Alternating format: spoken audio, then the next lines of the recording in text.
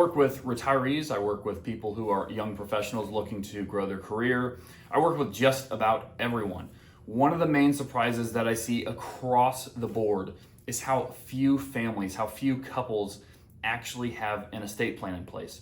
So in today's conversation, I'm simply going to walk you through what is an estate plan, why is it so important, and what are the things that you can do to establish this very important piece of your financial plan. I'm gonna cut it to you straight. Estate planning is not very sexy. It is one of the things that is very morbid and sometimes dark to think about, because estate planning is essentially thinking about what is going to take place after you pass away. The way I think about it is you can either let that fear or let pushing that off stop you, or you can get your family protected, you can get your plans in order, and you can live in peace after that. In today's conversation, I'm simply going to get into what is a will, what is a trust, how do we compare the two of those? Does one person need one and not the other?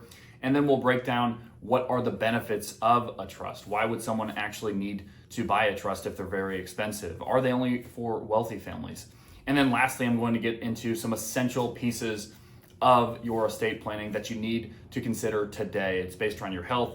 It's based around making sure that your kids are covered as well. So we'll dive into all of that. So what is an estate plan? A lot of times when you hear the word estate plan, people mean different things. So let me quickly define what I'm actually talking about here. And it's 4 simple things. We're talking about a will, a trust, powers of attorney, and healthcare directive. Now, if you're not familiar with any of those terms or one of those terms, do not fear, I will get into them here shortly. But let me just say, without all 4, I believe that your estate plan is incomplete. Now let's dive into those first 2, the most popular, a will and a trust. What is a will and what is a trust? Well, a will takes effect after death, and it's going to simply direct your asset distribution, but it's often going to have to go through probate, whereas a trust can actually work during your life. It avoids probate, and it provides more control over timing and distribution over the assets that you have there. So no, they are not the same thing, and yes, it is very beneficial for one family to actually have both.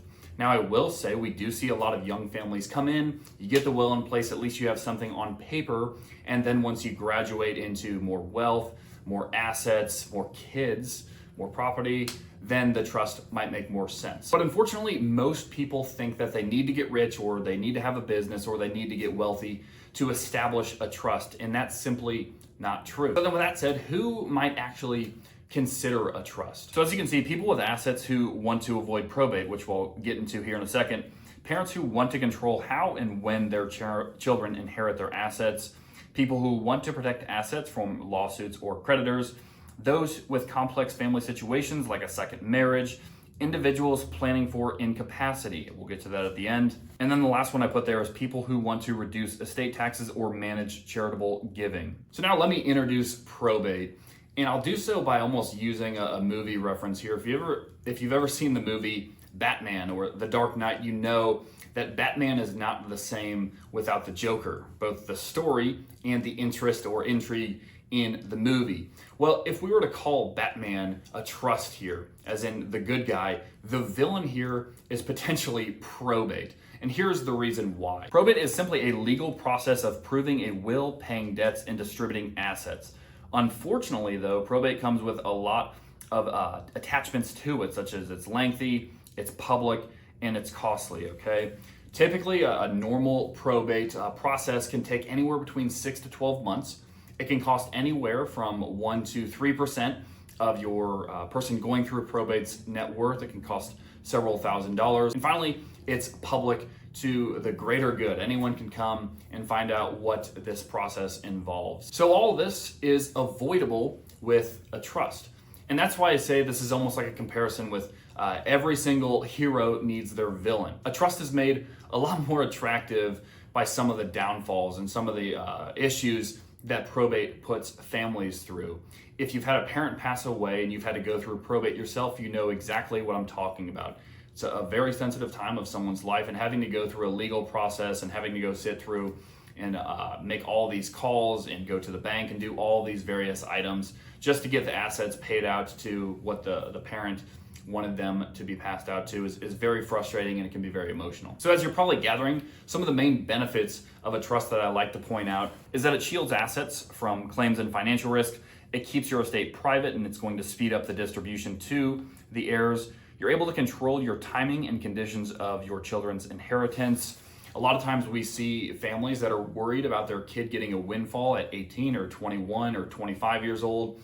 So what they do is like to have more control over the timing, the amount. They like to tie incentives to these trusts, essentially not trying to impact their child in a negative way with money.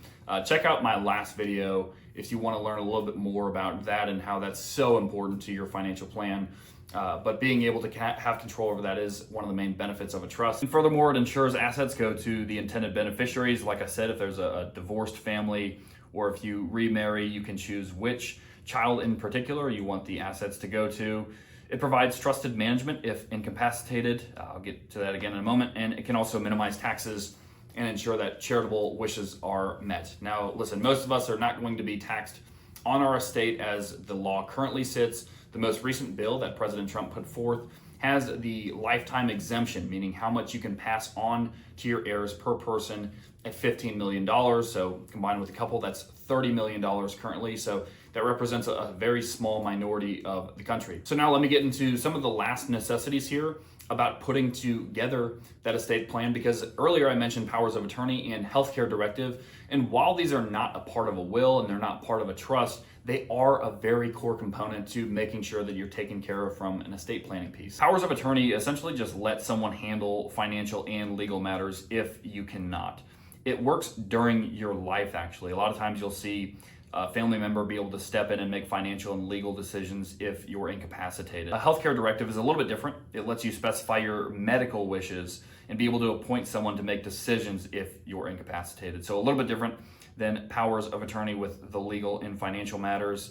And again, those are separate from a will and a trust, but this probably will come up in your conversation with an estate attorney. So generally they'll help you get this taken care of. But one of the most important things that I can state here, because if your significant other or even a child is over the age of 18, they're going to need specific things in place in order for you to make sure they're taken care of and know what's going on with them should the worst happen. Okay, so if any of these points relate to you, have a conversation with your financial advisor today. While financial advisors do not create trusts and they are not lawyers, a lot of times we have a network that's strong and trusted, and we're able to point you in the right direction as to what attorney to possibly consider and have a conversation with. I myself have a strong network that I'm very grateful for. In fact, one of the best quotes about probate comes from an attorney that I know several years ago, and he called probate essentially suing yourself after death, right? So that's something that we want to avoid. So I hope this conversation, I hope this video has been helpful to you today. Remember, if you're looking to simplify the process after you pass away,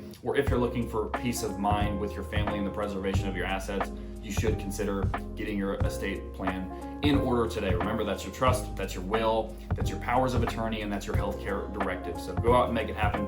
Thank you guys for your time today, and we'll see you next time.